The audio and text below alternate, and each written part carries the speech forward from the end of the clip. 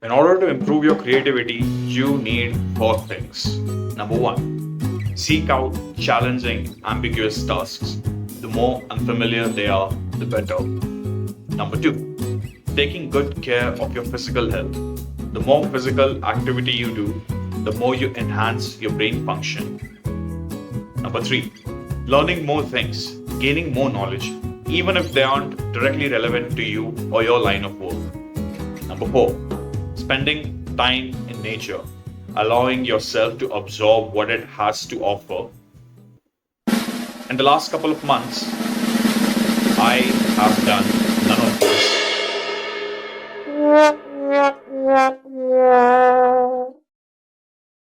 Essentially, letting comfort kill my creativity. But I've been wondering, can you force creativity? We set out to do a piece of work that requires creative thinking, often finding ourselves picking at our brains, trying to come up with something cool or imaginative, but failing to come up with anything interesting. This is not so different from a writer facing a writer's block or a painter facing a painter's block. Do we end up with nothing because there's no such thing as brushing yourself into a flow state? Can you not force high quality original thoughts on command? Can you not always stay in creative mode? Do ideas just flow in randomly? And is that why artists resort to drugs or psychedelics to force themselves to be creative? You think I'm joking, but I actually remember reading up an article a few years ago that said Shawn Mendes does weed to actually write better songs. In a 2018 Rolling Stone interview, Shawn admitted that smoking marijuana helps him in creating music. I tried to see if this is something common among other famous artists as well, and I found two more examples. Ranbir Kapoor used pot to get into the character for the film Rockstar to make those moments feel more real. A very famous French painter and poet, Henri Michaud, has got to be the person who has documented his psychedelic experimentation the most. He wasn't chasing high, he wasn't yearning for these countercultural pleasures. He was very systematically messing around with LSD and mescaline. He was simply looking to expand his artistic horizon and remake his creative framework. And you know what? Reading about these experiences actually made me wonder, can psychedelics actually alter your brain to such a level that you start summoning these creative thoughts, these artistic thoughts at will? Can they amplify your brain activity to such an extent that you can basically force yourself to come up with ideas? So your brain basically has this, what's it called? The DMN, the default mode network. And this default mode network consists of basically two regions primarily. One is called the premedial frontal cortex, and then the other one is the posterior cingulate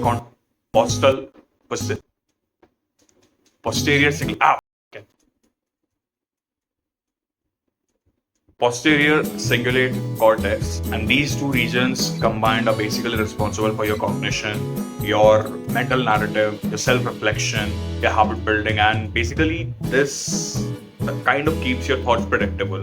It's network. It's the flow of these two regions actually make your thoughts predictable. And then there are other regions of the brains which are completely isolated from each other. They do not usually talk. They do not communicate with each other.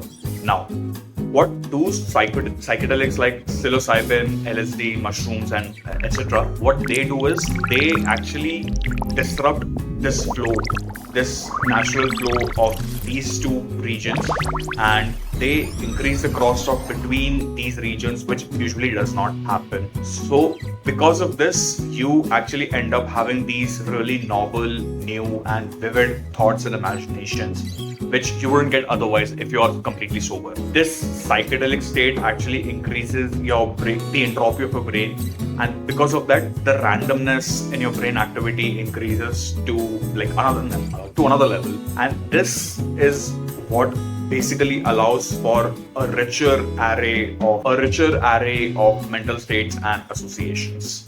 When you're on any kind of psychedelics, it basically loosens your default mood network and basically facilitates the communication between the regions that usually don't talk. And this is primarily the reason why you start having these vivid thoughts and imagination, and hence increasing your creativity, because there's a base state. There's only like a finite set of things you actually think about based on whatever existing knowledge you have. But then there's like this lucid state, this psychedelic state, and in this, again, like randomness increases in your brain, inside your neural network, and because of that, you are able to make these novel connections, and hence you come up with these novel thoughts. This is actually the reason when you actually hear people say that whenever they're on shrooms, you must have heard them saying that, man, I can hear the colors, man. I would make such a shitty drug addict. I can't even act like them. In fact, some studies have shown that after you have consumed psilocybin, the MRI data shows that the brain starts exploring a wider stock or collection of basically these connectivity patterns than in the normal state, basically more than your normal state. And because of that, you see these surges in your creativity and spikes in like having these new artistic thoughts. But of course, we're not here to get high.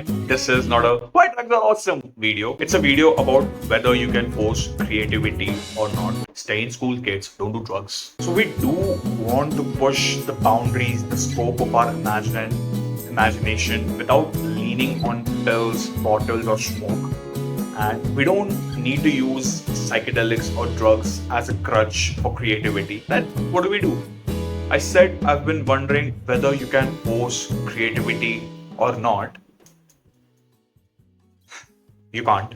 To be honest, you can't force creativity because it's not something that you do, but it is more of something that happens to you. It's not just something that you think of and it happens and then you start doing it. You can't command creativity like flipping a switch because it's not under your direct control. You have to make space for it. You have to be engaged, and this could mean doing an activity which is something entirely different, like maybe watching an episode right before you sleep, your mother is, or hitting the gym, or taking a walk, or while working your day job when you're sifting through these rows of that Excel sheet, or pooping.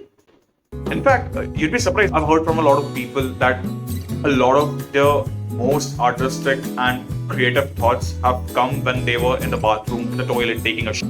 You have to allow the inspiration to come to you. In fact, I'm super sure that a lot of you can relate when I say this. When I'm in the middle of a meal, when I'm having a meal, I'm about to take a bite or I'm chewing, I'll suddenly get this idea, a solution to a problem that I was trying to fix for a very, very long time and couldn't, even when I was putting in all of my efforts. It's pretty ironic to me. You could like literally torture yourself into thinking of a solution. You can put all your efforts in, you can think of everything, and still you can't come up with a solution. But you could be doing something entirely random on the other hand and still come up with a solution when you're not even trying. It's like the universe bestows the idea upon you. In fact, forcing yourself can actually backfire, dry you up, and the quality of the ideas you get is usually lower. Usually.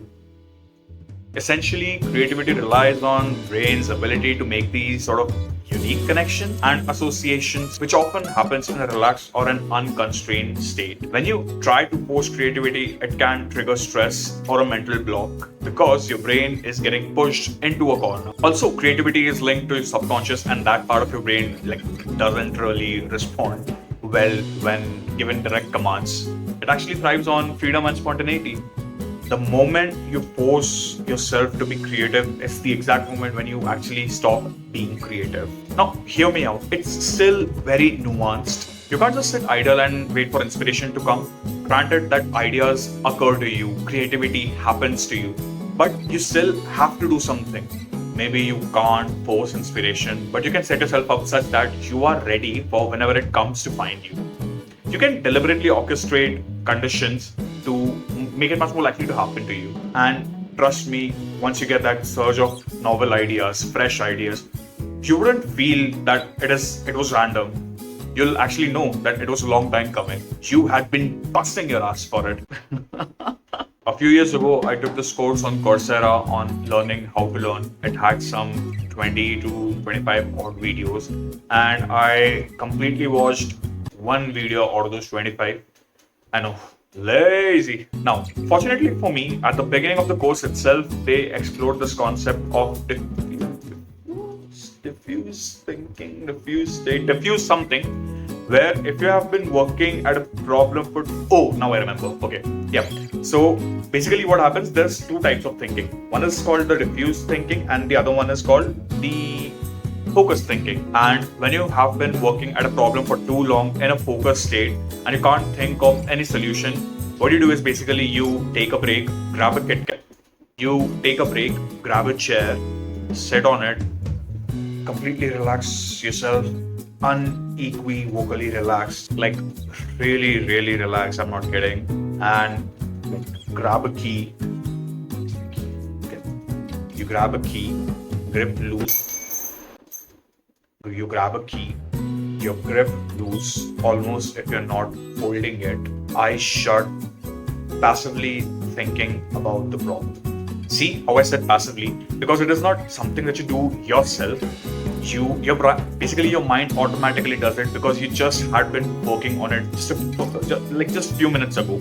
So you just sit there and let your mind wander while that thought is still there. So you just barely retain the thought of the problem. Just keep it in the background and let yourself get distracted. Do not fight the wandering of your mind. Just let it sway, not concentrating or banishing the thought altogether. You're almost in this dreamy state. You're almost asleep. Your grip starts loosening more and more. And when it loosens enough, the key drops, alerting you and waking you up. And there you go. You have an idea.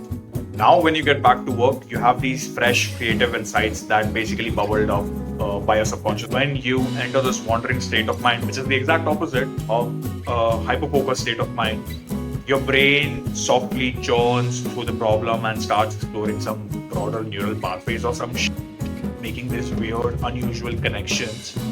And I wonder if this is the same as what happens when you're on LSD.